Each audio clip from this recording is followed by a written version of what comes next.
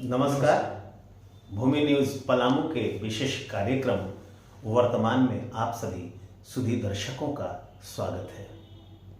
आज इस कड़ी में हम बात करेंगे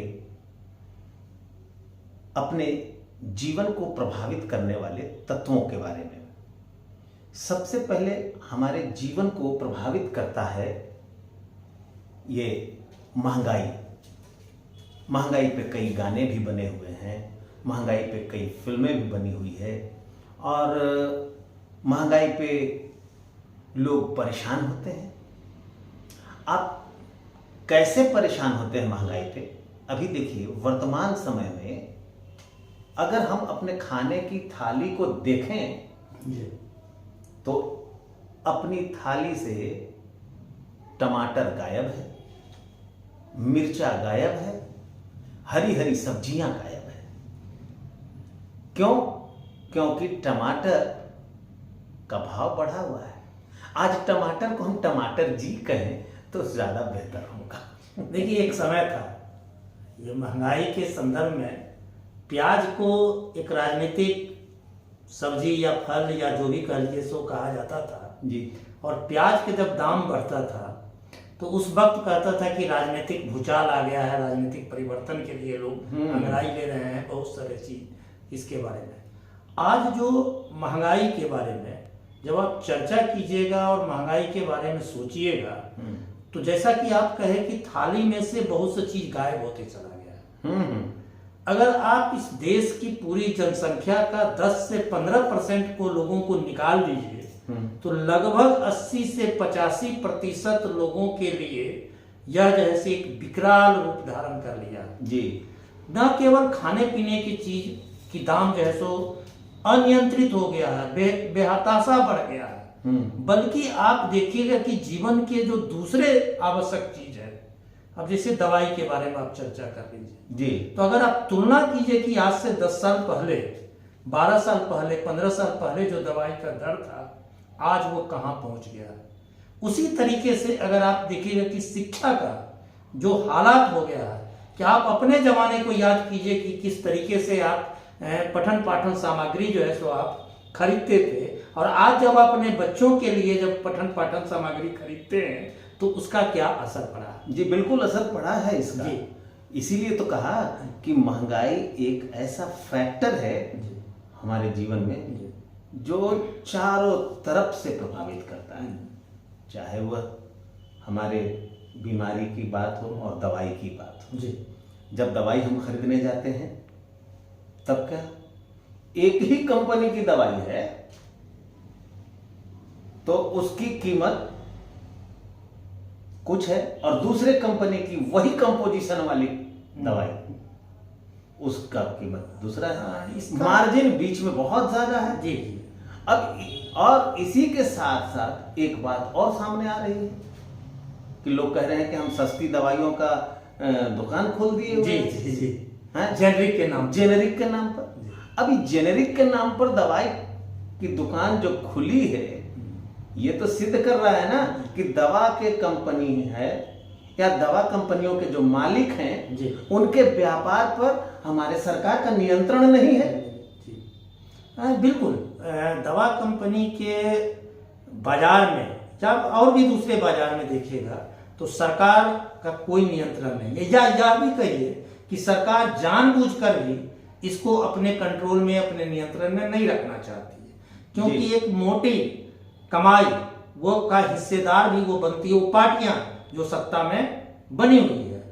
अगर आप देखिएगा कि एक समय था जब हम लोग सुनते थे कि पैरासीटामोल का डस्ट जो होता है, पाउडर होता है, जी। वो 29 रुपये किलो मिलता था जी। और उसमें थोड़ा सा केमिकल डाल के और उसमें 5000 टैबलेट बनती थी। और जो कंपनियां जो अपने आप को तथाकथित बहुराष्ट्रीय कंपनी, मल्टीनेशनल कंपनी या दवा उद्योग के बड़ी नामी कंपनी है, वो अपने बाजार को लिए जो है सो क्या करते हैं कि डॉक्टर को मैनेज करते हैं, वो जो है सो सरकार को मैनेज करते हैं उसमें, और इसलिए एक बहुत बड़ा खेला इसके साथ में हो रहा है। और प्रभावित कौन हो रहा है? आदमी, जो आम आवाम। तो आम आवाम प्रभावित होता है। तो आम आवाम को सीधे तौर पर कहिए कि उसका शोषण करके बड़े कंपनी डॉक्टर के माध्यम से वह जो है सो लोगों को लूट रहे हैं। अब ये तो वह डॉक्टर लूट रहे हैं, कंपनी लूट रही है, और फिर हमारे सरकार चुपचाप बैठी हुई है। अब यहाँ तो तीनों चारों तरफ से लूटने वाले लोग लगे हैं।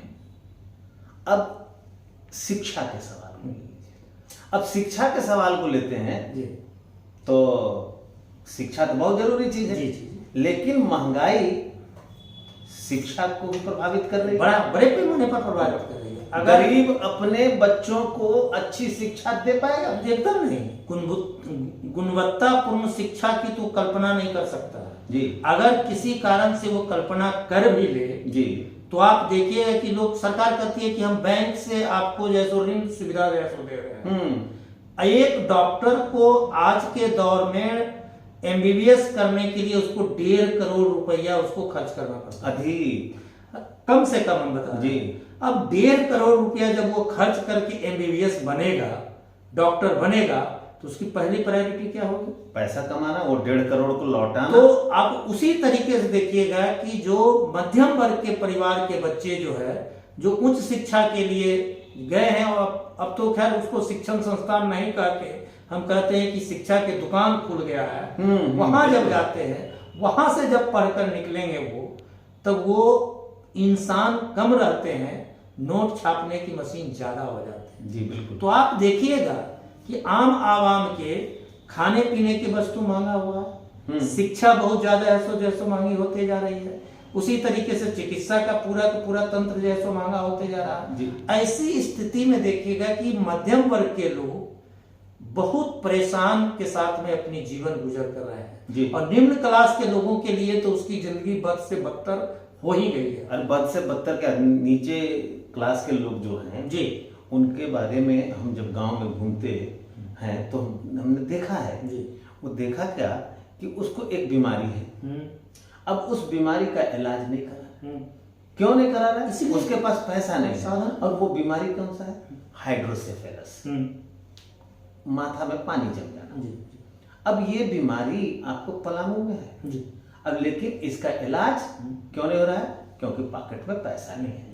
और पॉकेट में पैसा क्यों नहीं है? तो इसलिए कि उसको रोजगार नहीं मिल रहा है, काम नहीं मिल रहा है। तो यहाँ पर उसके जीवन को बहुत ही गहरे रूप से प्रभावित करता है ये महंगाई और ये सिस्टम। ऐसे में हमको तो ये समझने की जरूरत है कि महंगाई का आखिर कारण क्या होता है, और इसे समझने के लिए तो हमको नीतियों को समझना होगा, है? हमें सरकार के कार्यों को समझना होगा। दरअसल अगर आप देखिएगा कि नीति और कार्य की बात करें, सरकार बहुत से आंकड़े अपने सुविधा अनुसार जी वो निकाल कर आम लोगों के बीच में प्रस्तुत कर रही है जी, लेकिन उस आंकड़े से टमाटर 20 रुपये किलो नहीं मिल पा रहा है जी। उस आंकड़े का विश्लेषण से दवाई जो है सो सस्ती नहीं मिल पा रही है जी। उस आंकड़े की विश्लेषण से शिक्षा जैसो गुणवत्तापूर्ण और बेहतर नहीं हो पा रहा है। तो हम आंकड़ों के खेल में खेलने के बजाय जो वर्तमान सच्चाई है उसको आत्मसात करें। अगर आप 500 रुपया 1000 रुपया अगर कमाते और 800 900 10,000 रुपया अगर आपका व्यय हो जा रहा है और उसमें भी आपके पूरे जीवन यापन के लिए जो आवश्यक चीज है वो पूरा नहीं हो रहा है, तो इसका मतलब है कि कहीं ना कहीं आप इस महंगाई के मार से परेशान हैं। जी, और इकोनॉमिक्स में तो एक बात ये कही गई है कि भाई अगर कंपनी में अगर किसी फैक्ट्री में कोई चीजें बन रही है तो उसका दाम तय कौन करेगा, उसका मूल्य का निर्धारण कौन करेगा? तो मूल्य का निर्धारण तो फैक्ट्री का मालिक करेगा, कंपनी का मालिक करेगा। लेकिन किसान जो है अपने खेत में जो पैदा करता है उसके मूल्य का निर्धारण कौन कर रहा है? बाजार करता है। वो बाजार कर रहा है नहीं, वो कहने का मतलब पैदा करने वाला नहीं कर रहा है, उसका भी मूल्य का निर्धारण कर रहा है, खरीदार कर रहा है, बाजार कर रहा है। बाजार शब्द का इसलिए हम इस्तेमाल किए जी। दूसरी बात यह है कि कभी कभी लोग खास करके जो मध्यम वर्गीय या उच्च मध्यम वर्गीय मानसिकता के लोग हैं वो कहते हैं कि अगर खाद्य पदार्थ का दाम बढ़ा है तो किसान की आय बढ़ेगी। लेकिन किसान का अगर सर्वे करके देख लीजिए, अगर आप पलामू कहीं बात लीजिएगा, पूरे झारखंड की बात लीजिएगा या पूरे देश की बात लीजिएगा, बिल्कुल। तो हर किसान की स्थिति को अगर देखिएगा तो आज से 10 साल पहले उसकी क्या स्थिति थी और आज क्या हो स्थिति है, तो आपको पता चल जाएगा कि इसका असर, इससे उसके जीवन में कोई बेहतर जैसो नहीं हो पा रहा।